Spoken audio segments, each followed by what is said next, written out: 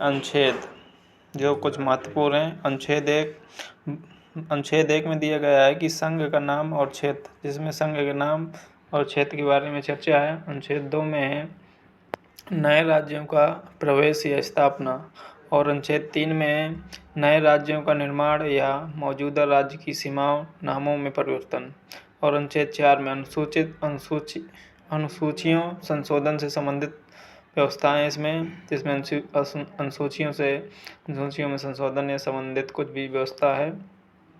और अनुच्छेद 5 में संविधान लागू होने के समय नागरिकता, यानी कि जिस समय संविधान लागू हुआ था उस समय की नागरिकता।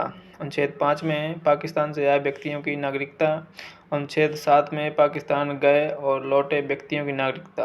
अनुच्छेद 8 में विदेश में रहने वाले भारतीय मूल के लोगों की नागरिकता।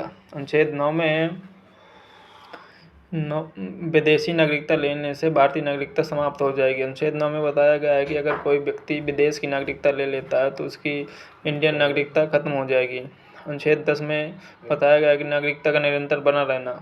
और अनुच्छेद 11 में बताया गया है संसद को नागरिकता संबंधी कानून बनाने का अधिकार। अनुच्छेद 12 में बताया गया है कि राज्य की परिभाषा। अनुच्छेद 13 मौलिक अधिकारों के विपरीत कानून की अमान्यता। अनुच्छेद 14 में बताया गया है कि कानून के समक्ष समानता। और फिर बताएं आपको अनुच्छेद 14 से 18 तक समानता का अधिकार, यानी ये फंडामेंटल राइट भी है जो अनुच्छेद 14 से 18 तक है। अनुच्छेद 15 में बताया गया है भेदभाव का निषेध। अनुच्छेद 16 में बताया गया है सार्वजनिक रोजगार की अवसर में समानता। और अनुच्छेद 16 हो गया अपना। 17 में बताया गया है अस्पृश्यता का अंत, यानी छुआछूत का अंत। और 18 में बताया गया है उपाधियों का अंत।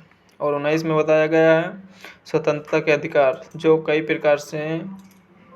और अनुच्छेद 20 में बताया गया अपराधों के लिए संरक्षण। अनुच्छेद 21 में जीवन और संबंधित व्यक्ति स्वतंत्रता का संरक्षण। अनुच्छेद 21 के ए में बताया गया जो शिक्षा का अधिकार है, जिसमें 6 से 14 वर्ष के बच्चों को शिक्षा जरूरी है। ये एक उनका फंडामेंटल राइट है जो उनको देना जरूरी है। अनुच्छेद 22 है, उसमें बताया गया है कि गिरफ्तारी और नज़रबंदी से संरक्षण। अनुच्छेद 23 मानव तस्करी और जबरन मजदूरी का निषेध। अनुच्छेद 24 बालकों से खतरनाक रोजगार का निषेध है। अनुच्छेद 25 धर्म की स्वतंत्रता का अधिकार। अनुच्छेद 26 धार्मिक मामलों का प्रबंधन करने की स्वतंत्रता। अनुच्छेद 29 करों द्वारा किसी धर्म के प्रचार का निषेध। अनुच्छेद 28 धार्मिक स्वतंत्रता का निषेध कुछ अपवाद सहित। अनुच्छेद 29 जो इम्पोर्टेंट है, ये अल्पसंख्यकों के हितों का संरक्षण है इसमें। अनुच्छेद 30 अल्पसंख्यकों शैक्षिक संस्थान स्थापित और संचालित करने का अधिकार है। अनुच्छेद 31 संपत्ति का अधिकार जो 44वें संविधान संशोधन द्वारा 1978 में मौलिक अधिकारों से हटा दिया गया था, जो 300 के ए में जोड़ दिया गया है।